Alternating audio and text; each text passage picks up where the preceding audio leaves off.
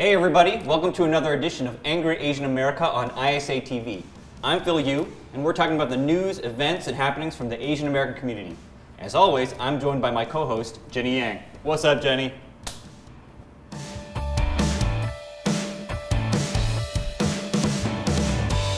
Today we have some amazing guests. First up, we have actor and YouTuber Lana McKissack. Hello! Woo! Yes. Next, we have musician AJ Rafael. What's up, everybody?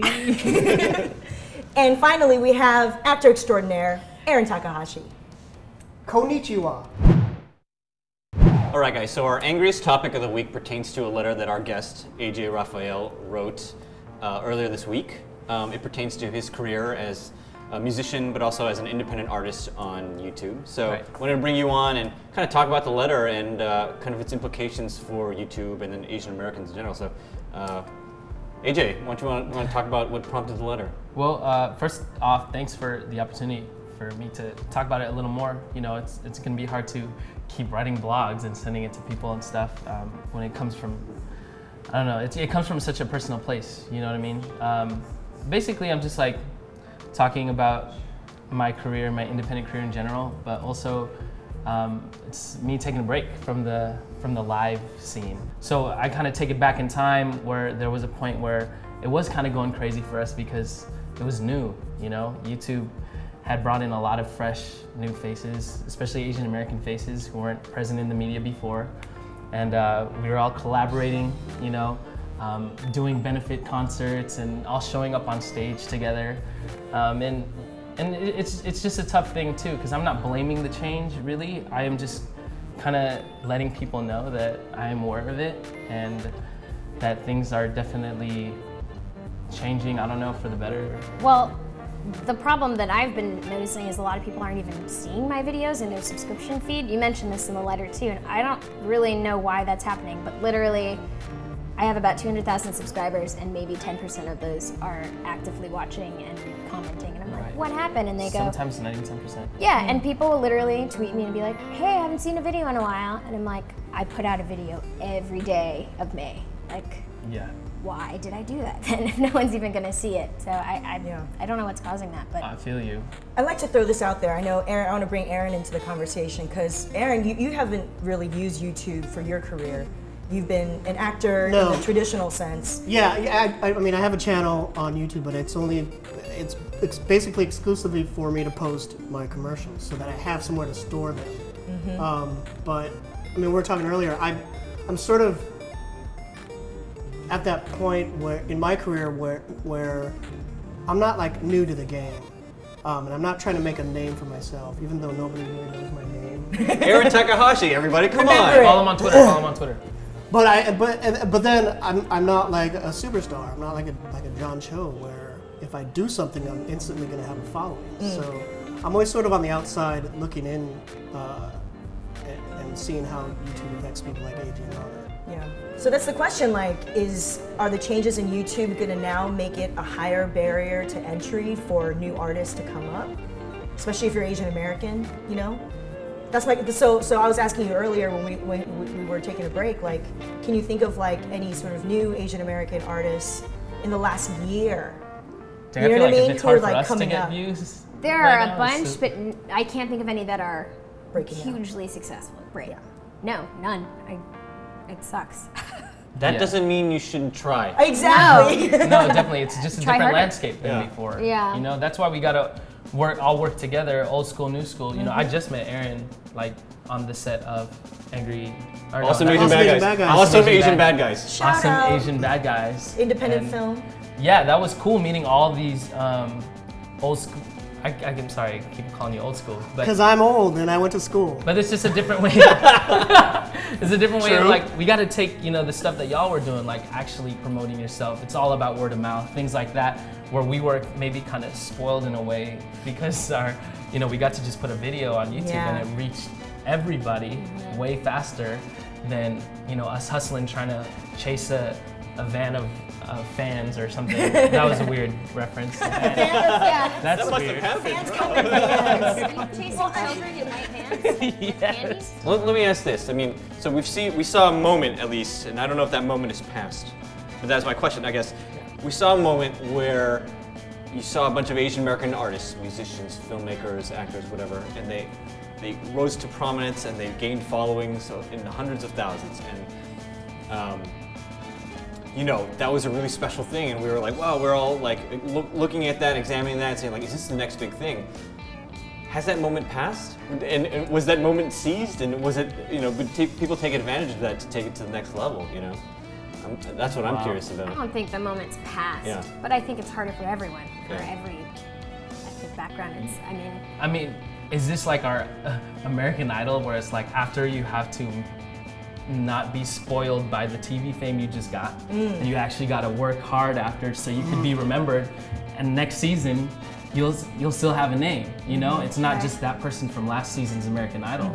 No offense to American Idol people, but like that's just what it is, I feel like, you know? You remember someone's face from American Idol and you don't remember their name or anything, because they weren't doing anything else outside. They just got used to the big tour bus that they had and the TV and all that stuff, so it might be.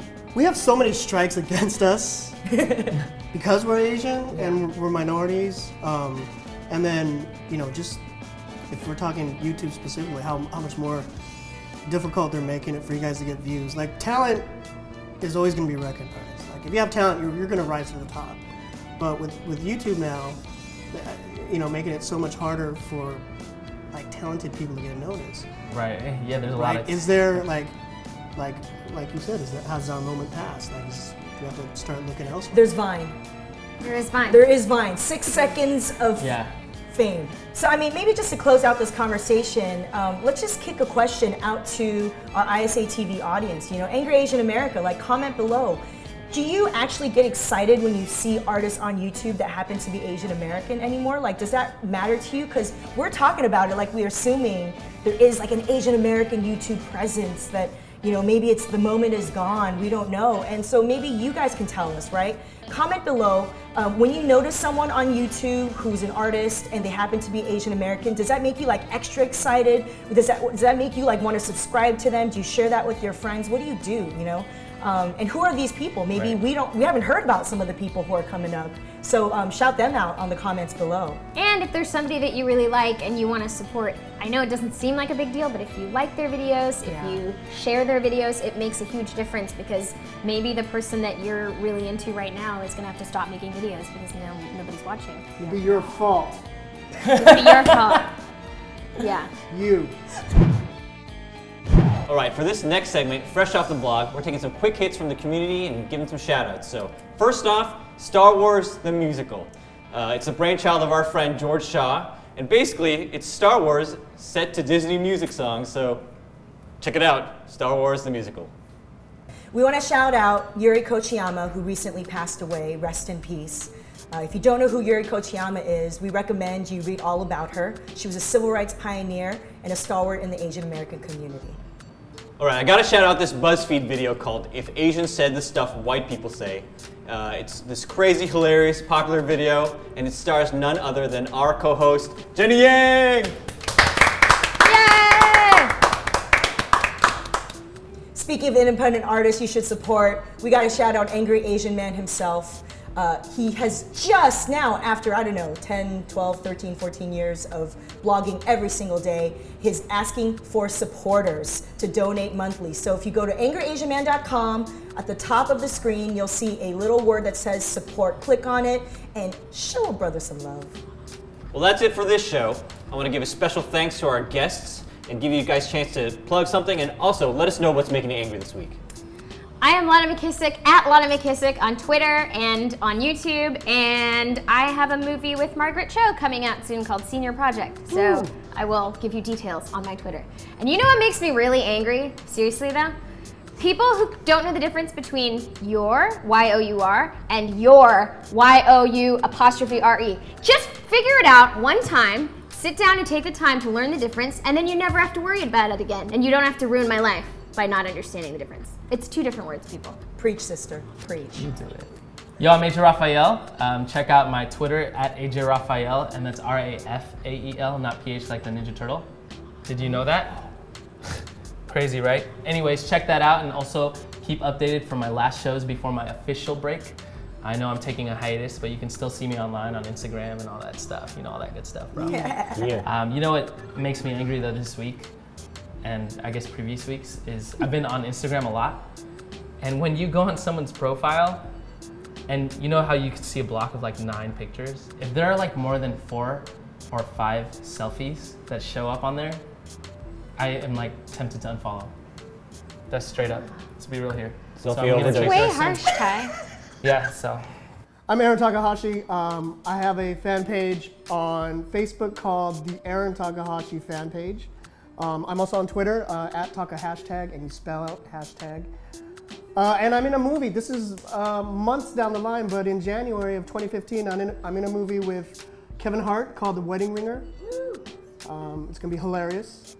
And what makes me angry is that I'm a gentleman.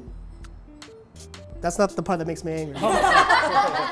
Jesus. And I'll like open doors for people or hold the elevator or like pick up stuff when people drop it, and no one ever says thank you. I say you're welcome out loud. Say you're welcome. You're welcome. Say you're welcome. Please. Thank you. Wait a minute. Let's do that again. We gotta do that again. Say thank you. Say thank you.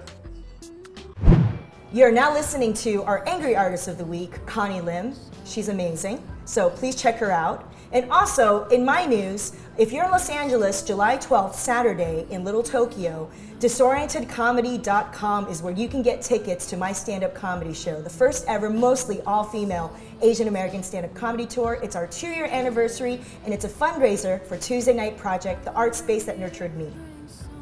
That's it for Angry Asian America. Thank you for watching. Shout out to Studio 5A where we shoot the show. Be sure to subscribe to ISAtv for future episodes and updates. Comment, like, do all that stuff. Check out angryasianman.com, my blog, where you can find out what's going on in Asian America. And until next time, stay angry.